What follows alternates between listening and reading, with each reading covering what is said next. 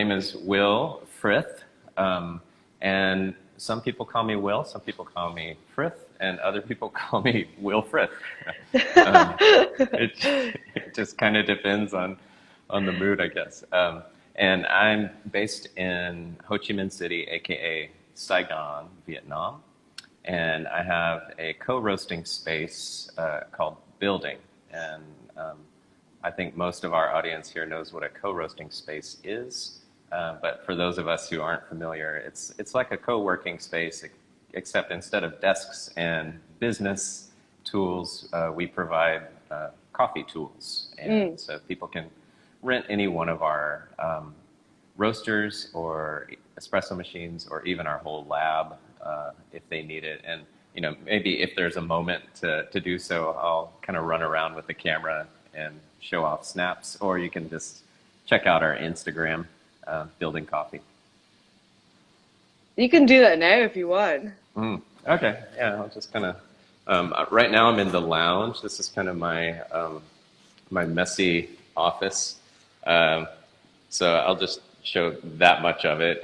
Those are little roasters for when we teach roasting courses for like introductory level. And so these are like cute little tabletop lab roasters that use basically siphon burners to do their thing. I'm in a villa compound with lots of great plants around. We have a little retail shelf with brewing equipment and things like that for people.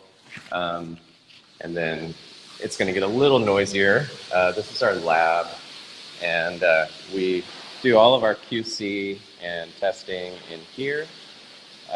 And we have a distributor counter there for local distributors of espresso machines to demo their equipment with us. Nice. And then we've got this great little mezzanine where we can kind of lurk on whoever's roasting at the moment. We've got our S7 and a couple of folks on the Gießen. Nice. Got our production table. And then there's another local roaster just under there. Can't quite see it. And then we have another, like a private cupping lab upstairs. And just to, that way, if somebody's renting our main lab, we don't have to compete with them for space. And have you been very busy right now with like sharing? We've stayed nearly the same amount of busy the whole time. The only thing that's really changed a lot is volume, but we still have been doing roughly the same amount of like roasting batches and daily activities. Just noticed that like our clients have been renting equipment for just a little bit like shorter increments of time, and their volumes are a little bit lower. Their backpacks have gotten a lot smaller. Yeah. But things are kind of creeping back up. I would say we're at about 60-70% of what we were just before. And that's thanks to opening the streets back up a little bit. We also do a little bit of private label and wholesale coffee. And so those customers are really key for us to keep our cash flow. I see my buddy Yavor in Vancouver. That's What's nice. up, Yavor? So like some questions we wanted to ask you, like of course like you're a green bean buyer in Vietnam, which is quite unique because like usually like the big countries everyone goes for is like South America, like Ethiopia, Kenya, kind of like, and like it's very rare, and Indonesia, it's very rare thing to go for Vietnam. So for people watching, could you like give like almost like could you give a rundown of like what Vietnam coffee is? Oh, sure. So, we all know about the negative connotations around Vietnamese coffee, which they've been earned. They worked hard for that reputation. Yeah. Because Vietnam is such like the lever only has two positions. It's like stop and go. And so once coffee production became kind of a viable exportable product, they really shifted high volume production in a really fast way. And so in just like a matter of 10 years, they went from just barely a blip on the coffee volume map to number two. And that, of course, there are a lot of reasons that happened, other than just sheer will to produce. And But around what years was that? Like, did that happen?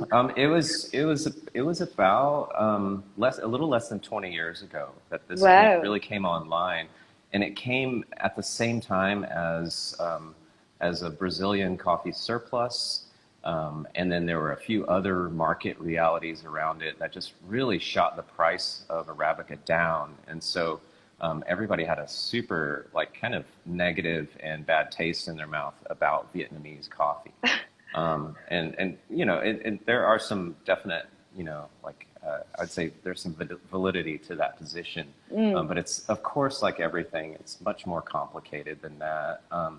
Brazil had been also accused of kind of manipulating the market by holding stocks at that time, and et cetera, et cetera. There's just way too many human things to account for to just blame a single country for They're also a something like giant that. market as well. Yeah, yeah. Yeah. And so around the beginning of like the 2010s, a little bit later than that, I got really intrigued with Vietnamese coffee because number one, my mom is from there, and number two, I had never really seen Vietnamese coffee anywhere except for, dressed up as the beverage made with maybe Colombian coffee. Um, Vietnamese coffee generally just means like an ice cream-like coffee drink to most people. Yeah, exactly. Um, Yeah. and, And and like, so I was can like, I, well, yeah, can I what was just say, like, that? even when you usually see like Asian coffees, they usually don't even say the country. Like they would Mm-hmm. like they would respond to like Africa, like they were like, oh, Ethiopian, Kenyan, blah blah. But when they're speaking about like Indonesian or like kind of Asian coffees, they never refer to the country. They always refer to the area. Yeah, Yeah, I I mean, I think guess. that might just be due to like inexperience and a lack of knowledge about the region generally. Yeah, maybe. And yeah, and the history of coffee is so entrenched in East Africa and Latin America that, of course, we've had a lot more time to get to know things. And, most of your viewers already know the difference between Antigua and Huehuetenango, I don't. whereas, um, well, they're both regions in Guatemala that all your coffee roaster buddies are going to know about. Antigua is kind of the classic crisp Guatemala profile.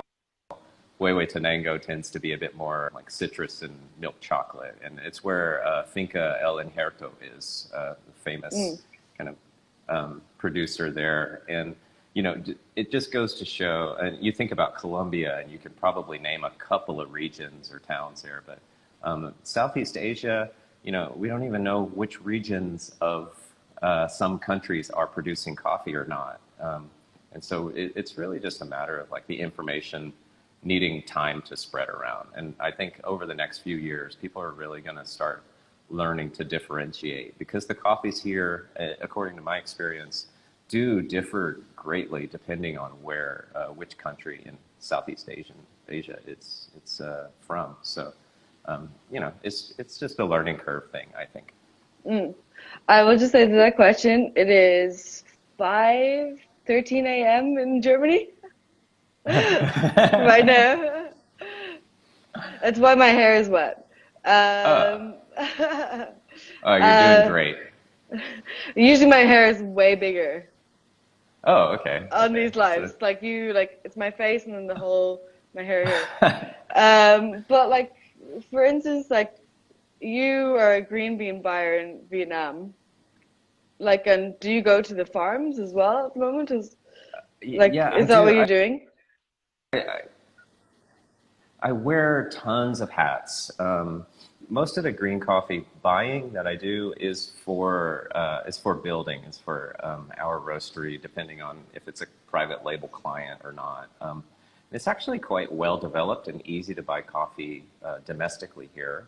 because the industry is so huge, it's not like anybody is like pre-committed their entire production to any local customers, and they'd much rather sell it locally anyway because they don't have to do any of the logistics or customs or tax related additions to the price. And so those producers can actually receive a much larger portion of the total per kg price of the coffee. And so Yeah.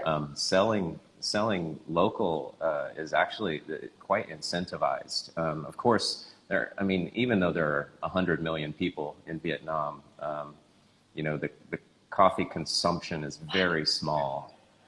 Is And this more so, like so a they, tea? Is it more of a tea thing in Vietnam? no, the coffee consumption is very much in the culture here, and tea is kind of like getting a cup of ice water at a restaurant in the U.S. They just set a cup of tea down no matter where you are. If you're getting dessert or lunch or coffee, Okay, you're going to get a cup of tea while you wait. it's there. Yeah. So tea is huge, but it's not a thing that people seek out in the same way that they seek out coffee. Mm. But there just aren't enough. There's not enough consumption or demand to really take a big percentage of production out of circulation here. So it's definitely an exporting sort of giant in that regard. And even if all the citizens here in Vietnam increased their consumption by quite a bit, it would still just be just a little portion of what they produce every year. Yeah, like I think for me, I've actually reduced the amount of coffee I've started drinking now because of quarantine. Hmm.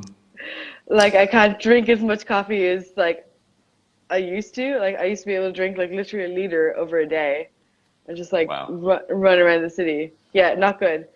Yeah. Um, but for you, like we want to ask, so for a lot of people, like I guess watching right now, they're based in the US.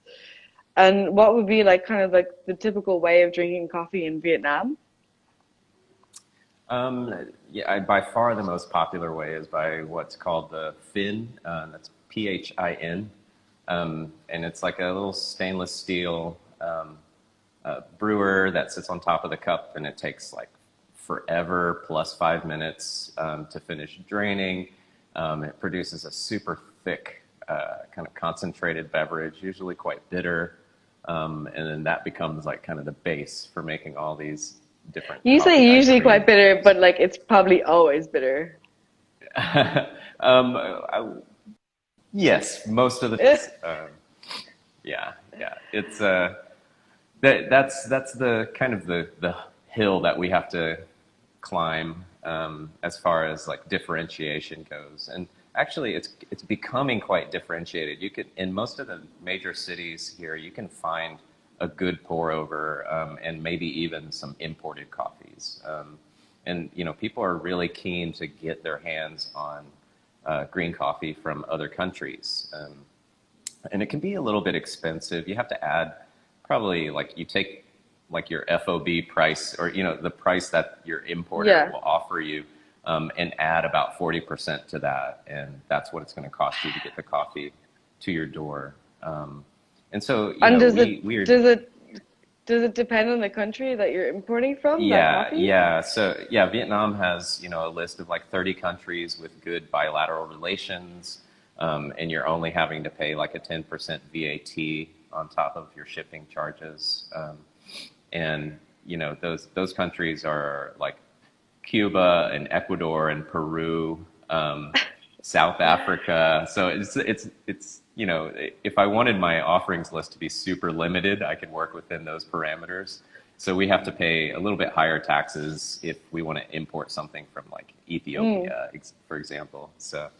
Um, so And it's yeah. just different challenges. Yeah.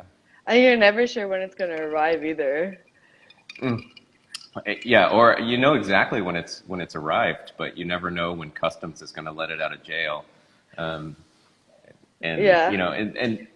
I don't want to underscore corruption a little too much, but there is a little bit of that where you have to, lubricate some relationships with a little payoff here and there.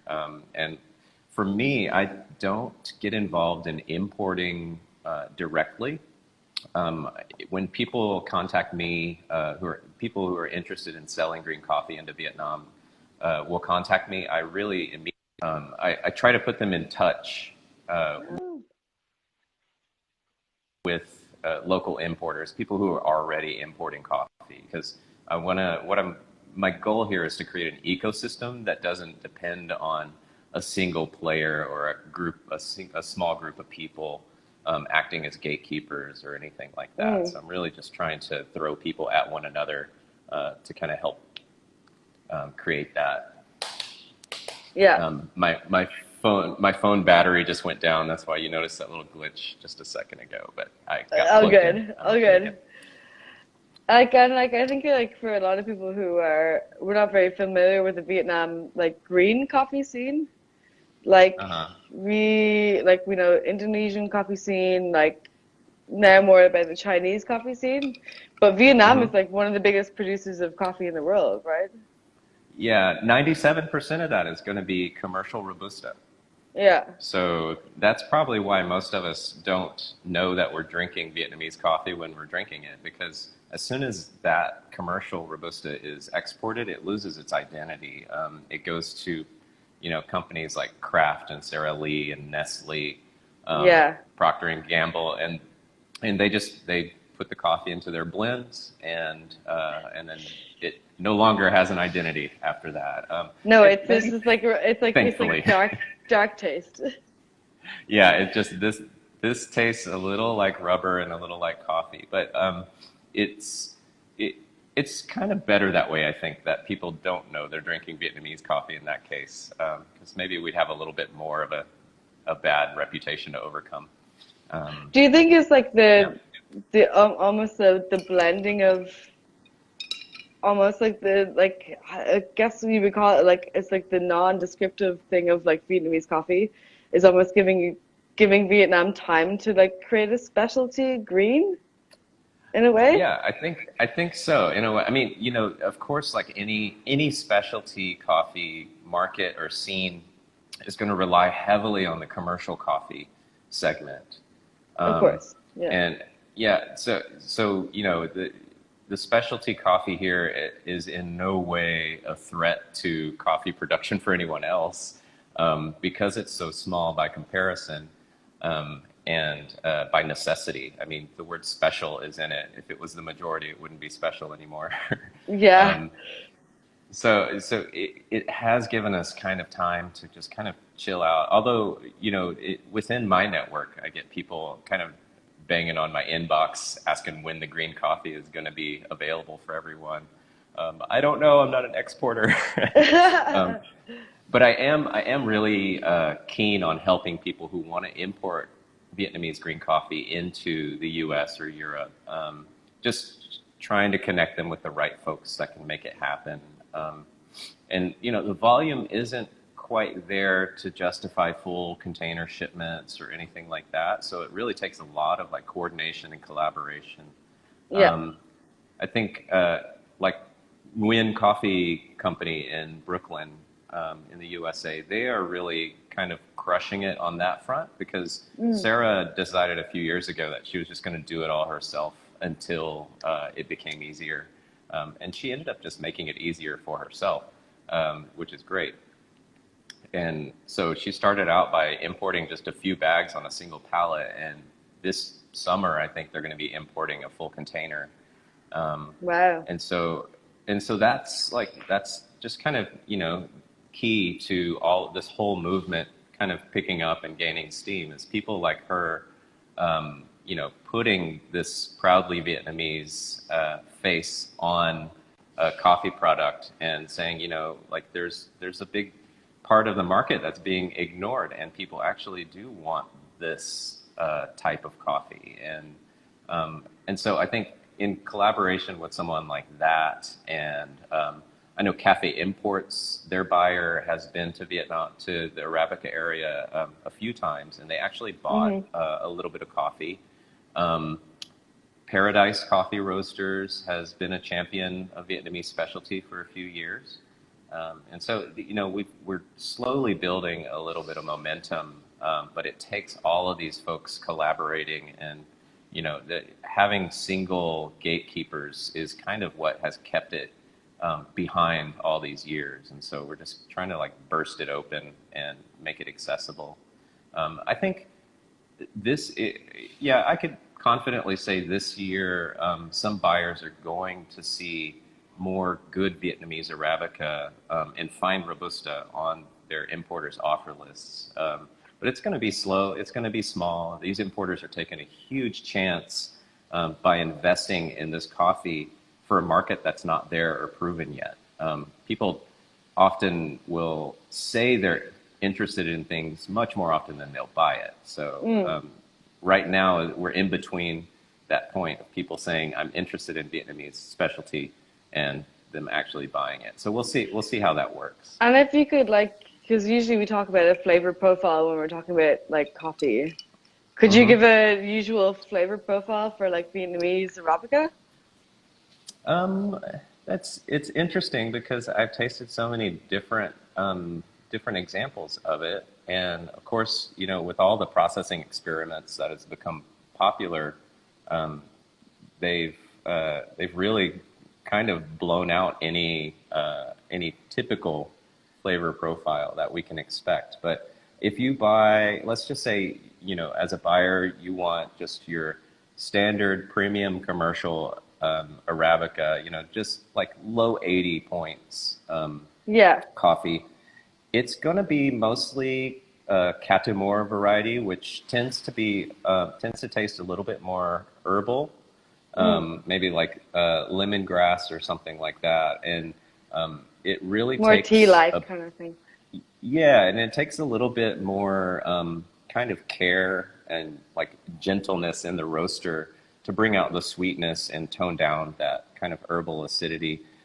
Yeah. But some of the best examples have a really like great, like a clear malic acidity, like red apples in a good case, and a little bit more like green apple skin in not so good cases. Um, Yeah. very, very like good developed sweetness and medium body, and a lot of players here um, doing single origin espressos or arabicas from that sort of level are pretty happy with a balanced profile that isn't too loud in any zone, whether it be like Nice. low notes or high notes. And then the better lots I've tasted remind me a little bit, and I don't want to get anybody overly excited about it, but they remind me a little bit of like a mild Tanzanian coffee profile. So there's like this kind of nice plum and slight floral qualities to it, and with a really like high level of sweetness.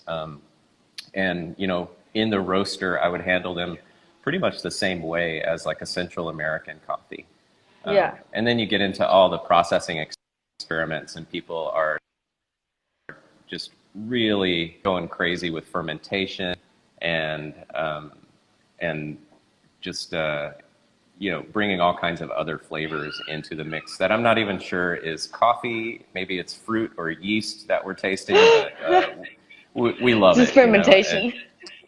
yeah, I love pickles. Why not try to add pickles to coffee? I'm really just kidding. Uh, You might when be, I but like taste over from you're gonna give someone like a suggestion right now. But That's like for great. me, Pickles and coffee, y'all. Pickles and coffee. pickleback. But like for I know in Indonesia, like they've been trying like out like rice dryers for coffee, and like in like Vietnam, like are they? Is there a particular way that everyone's drying the coffee, especially for specialty? No, it's pretty much as diverse, um, You did. but You froze like this, Yeah. like.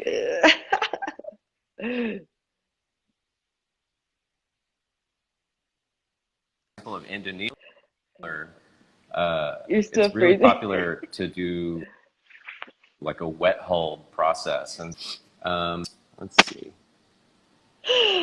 We might need to go back to the start of when describing processes.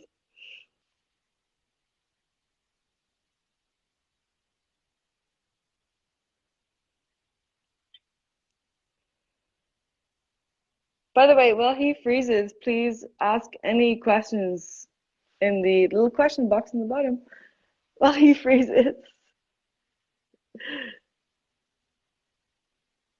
Oh no, I think his internet's gone.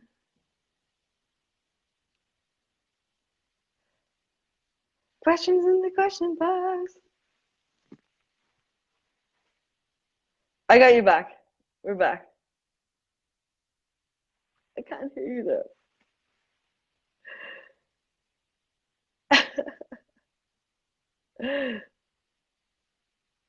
Get close to the router.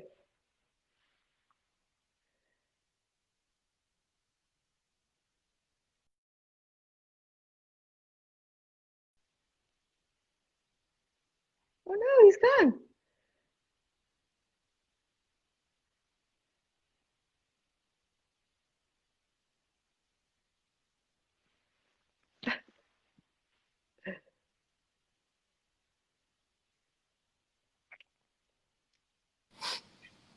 Hey, we got you Okay. back. Okay. Good. I got off my Wi-Fi and onto. Yeah, I think Vietnam's internet is having some issues. We have issues about 3 times a year. Won't get into that, but where was I? I What can was I tell you talking about about? Germany if you want. Okay. No, but pickles and coffee could be interesting. But anytime I taste one of those weird anaerobic naturals that has like just too much fermenty vinegar taste, I just cannot. But some people love it, so I kind of have Funny to open enough, my mind. someone just asked, is carbon maceration a play in terms of experimentation? Like, are you trying out carbonic maceration with Vietnamese coffees? I'm not Have you trying seen that. it? Um, no, I haven't seen anybody do that specifically, but I'm sure there's somebody here doing it. There's millions and millions of people doing stuff, so I'm sure I don't know if it's happening, but maybe I'll find out soon. There are people doing interesting things. Like the first time I ever heard the word nitro involved in coffee processing. Yeah. Somebody sent me some samples, and I guess they used nitrogen to kind of slow down the processing. I'm very not educated in like processing and fermentation.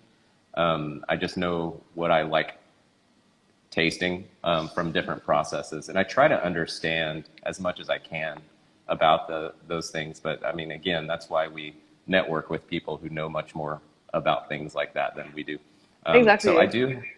There's a company here, a roasting company called Bosgaris, and they maybe I'll spell it for the chat, but it's an English word. It's the name of a cow, but Boscaris Coffee, we partner together at Origin for a lot of projects, and so we collaborate with a producer there who just kind of gives us free reign to try different things, and so they have really kind of led the way, building fermentation tanks, trying out the specialty yeasts, and just kind of helping us dial in like what's going to be good, not just for interesting flavor or novelty, but really good for scaling up and like as a sustainable way to produce good quality.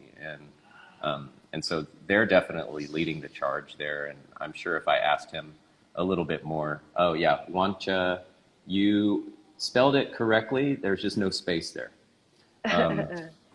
So Bosgaras in Ho Chi Minh City, if you look up images of it, they are beautiful, and I think anybody here would love to visit that cafe.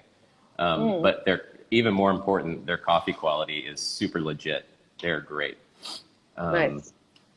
and so they help us a lot in terms of at origin. And so a little bit more about what we do up there. And it's the town is called Dalat, and we do a lot of kind of collaboration and networking around that region because they just have the best conditions for good Arabica. Mm, And so we've done a couple. We've launched last year a project with World Coffee Research to do some on-farm trials to just try to kind of tease apart like the conditions and the varieties that do well. We're not doing their really sexy multi-location variety trials, not just yet. But we're really just trying to build the protocol and the data collection system. So, maybe if we do get offered some of those really nice varieties, then we'll be able to handle them a little bit better. So and, it's a good slow start. and are there any like kind of native coffee varietals to Vietnam? Like, or Um, like any varietals that do really well in Vietnam? uh, Robusta does really well, but Where does it probably not? not. Yeah, right. I really wish we could make it taste great because it's so easy to grow. We'll Um, get there. We'll get there. yeah, yeah. But I've got a few notes about fine Robusta. Maybe we'll talk about in a minute. But the original variety that according to myth, the history isn't super certain, but according to Mm, myth, either 1857 or 1875. I've seen both. Um, the French brought over some coffee from Martinique, and that's the Bourbon variety. And so they had been planting that since the late 1800s, wow. and it's been plenty of time for those varieties in particular to kind of get used to the conditions here. Good old Um, colonialism. yeah, yeah, right. Yeah, I mean, there are, for all the negative things, there were some positives. We have, Coffee, that's just thankfully, it. now we have coffee in Vietnam. We've got banh mi. Like anybody who's enjoyed a Vietnamese Yeah, sandwich, that's thanks to the French. it's delightful. So, so yeah, we'll take the good things. You can keep the bad stuff. Um, but yeah, so now we've got dozens of varieties. I run I'm definitely not an agronomist. Coffee morphology is very complex. So, a tree that might look like an SL28 in a picture from Kenya could actually just be a catamor that's expressing differently. Mm, So, we've got everything here. We've got a couple of different varieties of Liberica and Excelsa, and that's for my friend Ty, who asked me to add Liberica, um, and dozens of varieties of Robusta. We haven't even, as an industry, we haven't even begun to understand what exists out there with Robusta. And since it's a cross-pollinating plant, the variety is nearly endless. And yeah. so we just have, that might be, why it's so resilient and why it's easy to grow, because it just is continuously adapting. Mm. Whereas, the varieties that we have here verified are Caturra and Typica and Bourbon and all of those accessions from that. A lot of back crossing. There's an agricultural institute here that raises different varieties specific to the Vietnamese environment. And so there are 4 of them that have been back crossed with various things like Ethiopian landrace varieties and et cetera, et cetera. So, we're not quite at the level of the Colombian Coffee Institute, but we do have people working on those things for the long run. Um, So and you're so saying like look out for Vietnamese coffee. yeah, look out. It's coming. Here's a little factoid. Yes. The um, that little bit, that 3% that is not Robusta production, um, is almost double that of Costa Rica's entire production. of Just Arabica. of Arabica. So that just to give some idea of the scale, 97% of Vietnamese coffee is Robusta, 3% being Arabica. That 3% is twice as big as Costa Rica. And like, where does that 3% go? Does that go to Vietnam or does it go to like surrounding countries or? All of the above. It just, if you call up, a big exporter like Neumann Group and say, hey, I need a commercial Vietnamese Arabica, you're going to get a regional blend, basically. Yeah, And it's just going to be mostly Catamor and then some of these other varieties peppered in there, just depending on what the farmers are doing. nice. Yeah, peppered in there is the right phrase. Yeah. And like, I know we've talked about Vietnamese coffee, but like, we always ask when we're talking about two people who are in coffee, how did you yourself get started in coffee? Oh, well, that's a long and convoluted story. I don't know if you know what you're We have asking 20 minutes. or okay. It might take 20 minutes. No, I started as a barista in the early aughts, like 2002. Not In really like which knowing even city? in Galveston, Texas. So it's like Nice. about a 40-minute drive south from Houston. And we didn't really focus on coffee. We were focused way more on the community and making great panini sandwiches. And so I learned the ways of the panini and customer service, and then and I really fell in love with the cafe culture at that point. And so it was a few years later that I actually got my first job at Batdorf and Bronson in Olympia, Washington. Mm. And I worked in production and shipping there for a little while and worked my way up the chain. And they pretty much, Can I just like ask, did you yeah, intend to like make coffee your career? not at all. It was something that I kept, like, just, it's because I had the job in the past. I applied to cafes when I needed work moving to Olympia. That was 2007. Mm. It's just like, I need a job, so I have experience with this. And lucky for me, they had a position open in production, Yeah. which just kind of inspired my whole career at that point. They were super like open and education focused and just really wanted to support their people no matter what they wanted to learn about coffee. So they, early on in my career, I think earlier than a lot of people, um, as far as like how new they were to the job, they let me into the cupping lab. I sat down at Mm. the cupping table with their roasting team, um, and I was just like boxing up coffee at that point for my daily work. So it had nothing, it had no bearing on my job with them, but they were just welcoming and open with me. And so I definitely, Batdorf and Bronson is the reason that I am in specialty coffee today. And then I've had various jobs after that as a production roaster for Olympia Coffee Roasting, and I did some work out in Singapore for a cafe startup, and then of course all the work in Vietnam. I worked for Mod Bar for the last few years, based in Portland, and yeah, and coming out here and doing this 15, 16 years later. Nice. Yeah, so that's Nice. it. That's as quick as I can make it happen. That was pretty quick. That was really Okay. quick, actually. Yeah, good. I find myself like, the inner voice getting a little bored with the story every time I tell it. And so I go Not at faster and all. faster. Not at all. It's like this thing of I think someone put up on Twitter the other day. It's like the best way to engage with people who are working in coffee is ask how they started in coffee. Because It's always a story. Yeah, everyone has a story, like some kind of that's right. strange story and like that kind of thing.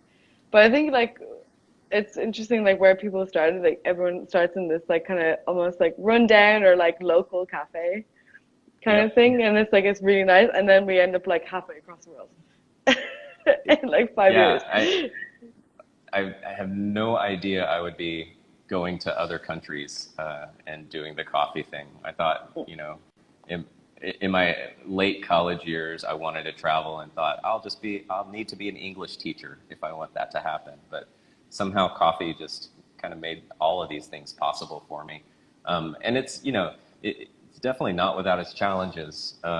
If you like money, you should probably stay away from the coffee industry because there's not a lot of Yeah, because it. there's no money in it.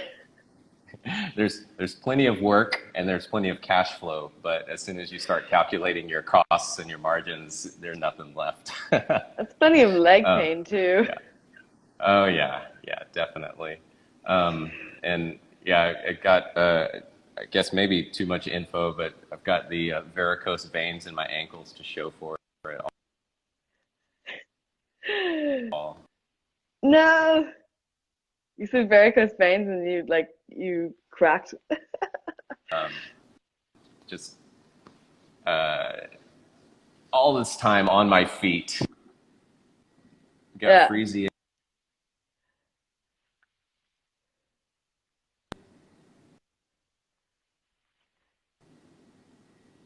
Oh no, we're breaking up. I can you're like your images. Yeah, this might be me. Okay, my image is frozen, but you can hear me? Yeah, yeah, yeah. I can hear Okay. you. Okay, at least I'm smiling in the frozen image. So Yeah, you are. okay. You are. Yeah. Yeah, so, I don't know where we exactly left off, but, we're kind of like on a mission to do a lot of things here beyond just, elevating increasing awareness of the coffee.